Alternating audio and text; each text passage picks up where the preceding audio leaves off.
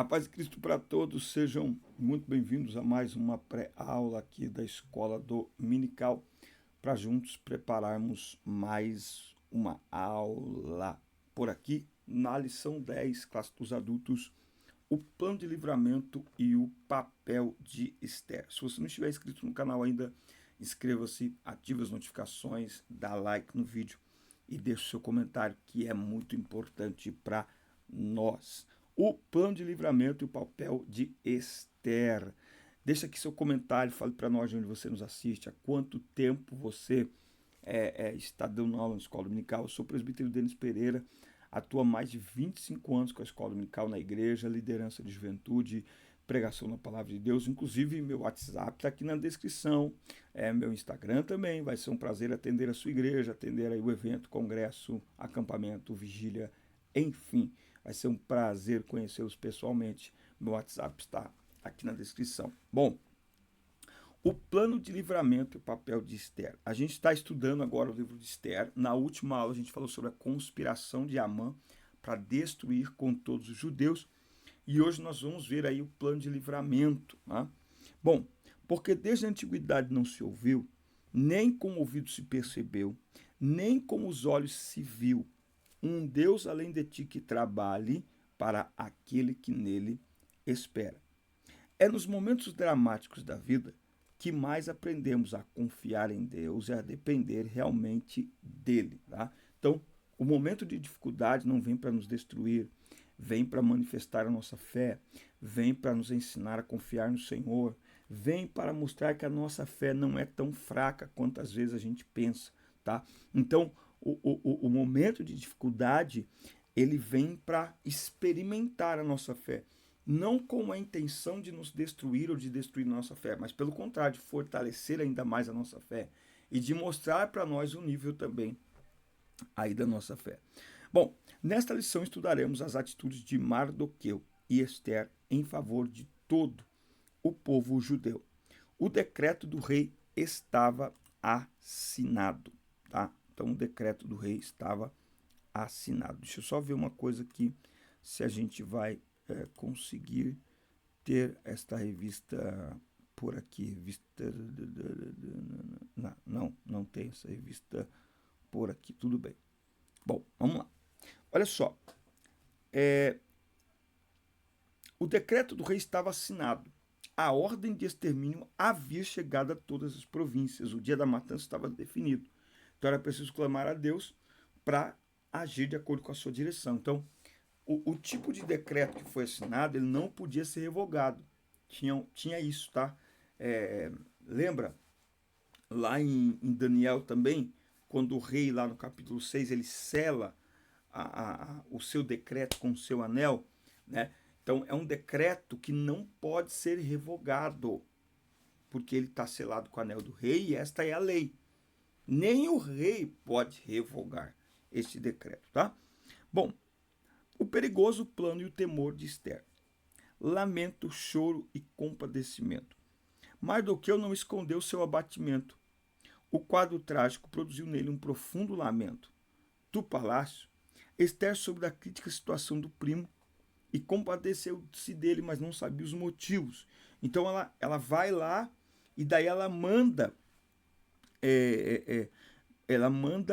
Ataque, né, que era um dos eunucos do rei, perguntar por que Mardoqueu estava daquele jeito, né? E Mardoqueu vai mostrar que ele não estava ali apenas querendo chamar a atenção, mas que ele estava realmente preocupado e realmente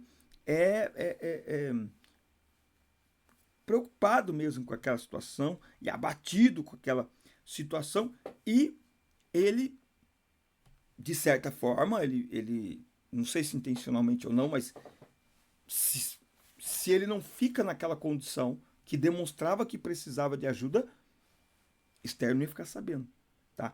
Então, aqui no finalzinho ele coloca assim, ó, compartilhar nossos sentimentos com as pessoas certas é necessário, nos faz bem. Isso aqui é interessante, hein? Compartilhar as nossas necessidades com as pessoas certas nos faz bem. Né? Da mesma maneira que a gente não pode sair por aí falando para todo mundo dos nossos problemas, das nossas dificuldades, nós também não podemos esconder. Olha só o que diz versículo 15 de Romanos 12. Regozijai-vos com os que se regozijam, alegrai-vos com os que se alegram e chorai com os que choram. Então, há essa ordenança bíblica, que nós devemos comemorar com aqueles que estão comemorando e chorar com quem está chorando. Se bem que é muito mais difícil Bom, dê aí a sua opinião. O que é mais difícil? Chorar com quem está chorando ou se alegrar com quem está se alegrando? Escreve aí para nós nos comentários. Então veja, ele achou uma maneira de chamar a atenção para um problema, que ele precisava de ajuda, né? Então, até o próprio Jesus, quando ele vai para o monte do Getsemane para orar, ele não vai sozinho. Ele leva os seus discípulos com ele, né? Ele leva os seus discípulos com ele. Ele se distancia um pouquinho para orar e falar sozinho com o Pai, mas os discípulos estão à altura de um grito dele, né? Então, nos momentos de angústia, o próprio Cristo, ele nos ensina que nós precisamos ter, lembrando que a intensidade da angústia vai afunilando o número de pessoas que vai nos acompanhar, ok? Tem gente que reclama, no meu momento mais difícil eu fiquei sozinho, porque é assim que funciona. Para aplaudir vem todo mundo, para o churrasco vem todo mundo, né? Mas momento de angústia não tem torcida. Momento de angústia tem 2 ou 3 pessoas para apoiar. E que nem sempre sabe as palavras certas para falar. Os discípulos de Jesus dormiram, né? Então, agora, não tem como reclamar que não foi ajudado quem não dá sinal que precisa de ajuda. Então, Mardoqueu nos ensina que quem precisa de ajuda precisa sinalizar. Ninguém tem bola de cristal, ninguém tem, sexto sentido, né? Até porque nós somos mestres em esconder os nossos sentimentos, as nossas dificuldades. A gente vive essa dualidade, né? Por um lado, não pode mostrar para todo mundo.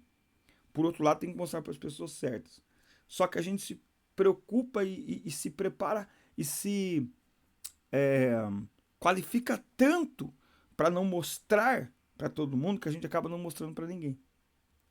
E não é fácil também encontrar as pessoas certas. Fica aí. Bom, por intermédio de ataque, Mardoqueu deixou Esther informada de todo o ardiloso plano de Amã, enviando-lhe inclusive uma cópia do decreto de Assuero. Ele pediu que ela fosse ao rei e suplicasse pelos judeus. Só que tinha ali um grande obstáculo, que era o rei não permitia, a lei não permitia que qualquer pessoa fosse ao interior do palácio sem ser chamada pelo rei. Se alguém entrasse no palácio, no interior, na sala do rei, sem ser convidado, poderia ser punido com a morte, salvo se o rei estendesse o cetro de ouro, tá? Independente de quem fosse. Era uma regra rigorosa que existia porque os reis temiam ser vítimas de conspirações, como ocorreu com muitos deles ao longo da história. Muitos reis foram mortos no trono, né? Então só podia se aproximar do trono a pessoa que o rei estendesse o cetro. Caso contrário, fosse quem fosse, seria morto, mesmo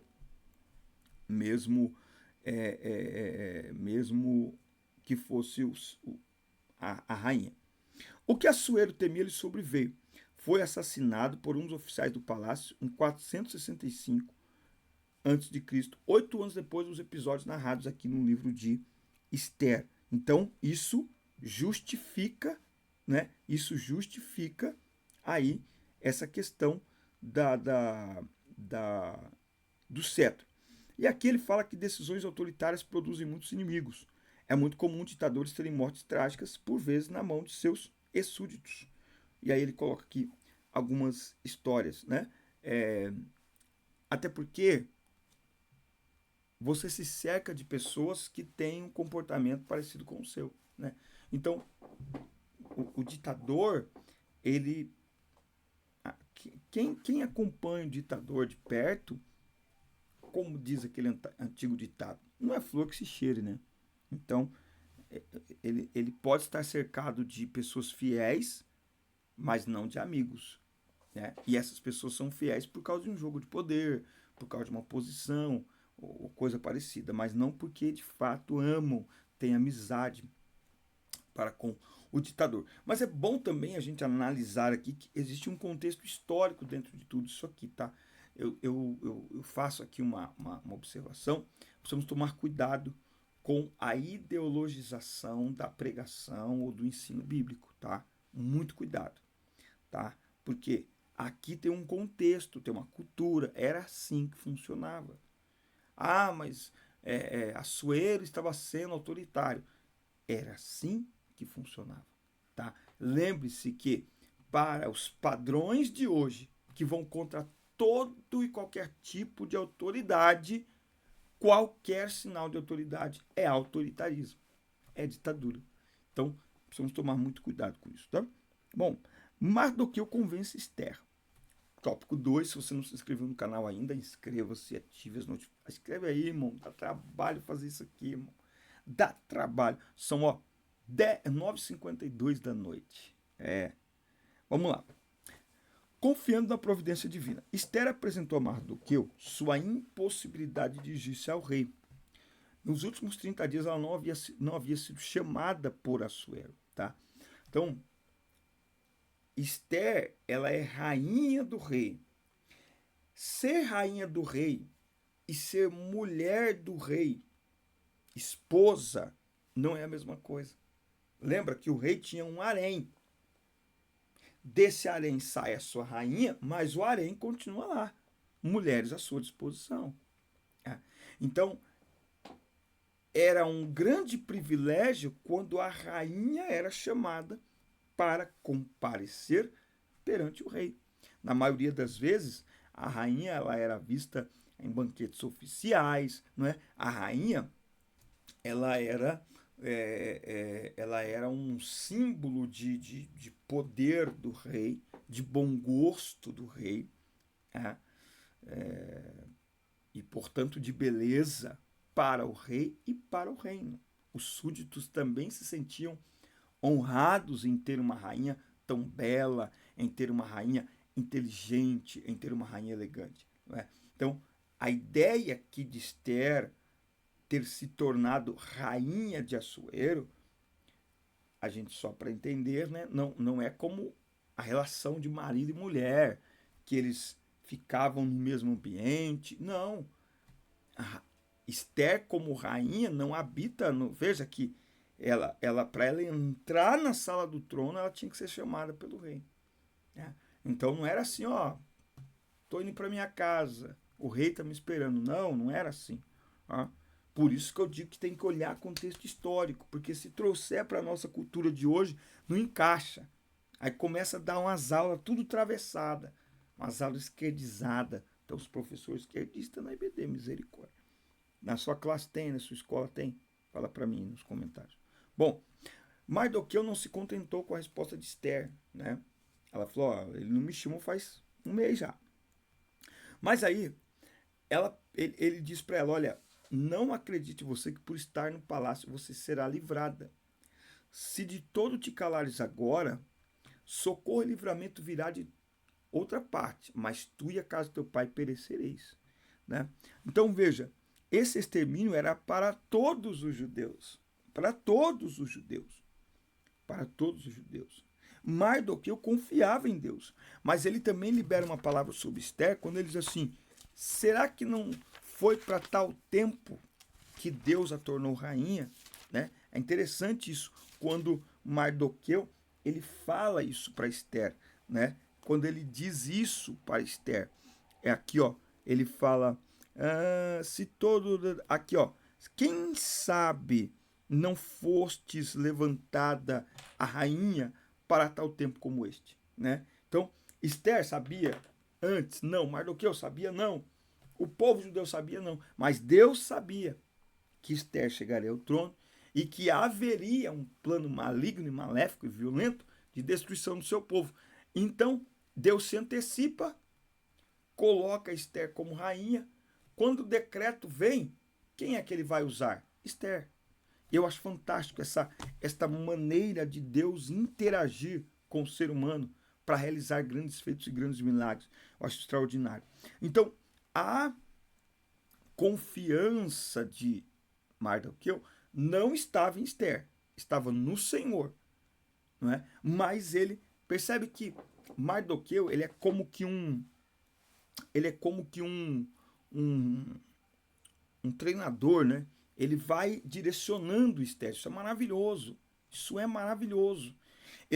Esther, ainda como rainha, respeita a autoridade de Mardoqueu. Isso é maravilhoso. E ensina muito para os dias que nós estamos vivendo, viu? Muito, muito. Esther não agiu pela própria cabeça. Esther poderia ter dito, agora eu sou rainha. Quem é Mardoqueu agora? Quem ele acha que é para falar alguma coisa? Não. Esther sabia o seu lugar. Um lugar de honra, um lugar de destaque, mas um lugar também de serva do Senhor. Quero ver quem vai falar isso na sala de aula. Esther convenceu-se de que precisaria agir, tópico 2.2. Antes de tudo, porém, era preciso clamar a Deus para que a dirigisse e desse graça diante do rei. Então, veja que antes de agir, Esther reúne um exército de pessoas, Mordecai também, para buscarem a presença do Senhor, né? Então, antes de procurar o rei, os judeus deveriam buscar a Deus. Uma triste característica de nossos dias são o secularismo e o materialismo. Inspirados no ateísmo, rejeitam e negam as realidades espirituais e veem o homem como senhor de sua existência, de seu domínio, à medida de todas as coisas. Mas a soberba e a autoconfiança são de origem maligna. Tá? Então, quem é que hoje em dia, aliás, muita gente ainda faz, e nós precisamos fazer, pedir a direção de Deus. Peçam a direção de Deus. Peçam. Nós precisamos pedir a direção de Deus. Pedir a direção de Deus. Nós precisamos. Eita glória, tentando achar um papel aqui. Tudo escrito. Precisamos pedir a direção de Deus. Já perdi aqui. Bom, Esther confiava em Deus, mas não agiu de forma a tentá-lo. Através do jejum, os judeus pediam a intervenção divina para que o rei aceitasse a presença de Esther e ela alcançasse o que pretendia. Só que isso poderia não acontecer, né? Então, ela estava disposta a morrer, tá? Essa disposição de Esther, ela foi encontrada nos 3 judeus lá em Daniel 3, tá? Então, veja, ao tomar tal postura, essa postura nos coloca prostrados diante de Deus, reconhecendo o seu poder. Nós precisamos treinar a juventude de hoje, para que a juventude de hoje aprenda a confiar no Senhor.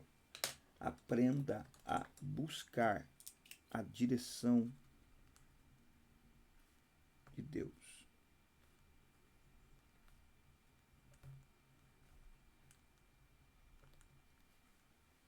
Buscar a direção de Deus. O que Deus quer para você na situação em que você se encontra. Buscar a direção de Deus. Bom, tópico 3, de novo, se não inscreveu ainda no canal, inscreva-se no canal e ative as notificações, tá? Bom, o plano. Esther entra à presença do rei e propõe um banquete. Prudência, preparação e ação. Ao decidir entrar à presença de Assuero, Esther estava sujeita a qualquer reação dele quando a visse. Vida ou morte. Era um grande desafio. Por isso Esther se preparou, olha só, espiritual, emocional e fisicamente. Veja que houve aqui um preparo. Esse preparo pode evitar muitas tragédias. Tá? Muitas tragédias. Entende isso? Então, o que houve aqui? Houve um preparo. Nós precisamos nos preparar. mesmo quando a atitude é nobre. A atitude de Esther é nobre. Mas quando ela se prepara, a preparação mostra que nós não agimos por nós mesmos, na nossa própria força, na nossa própria sabedoria. Se preparar é ativar o alarme da dependência divina. Se preparar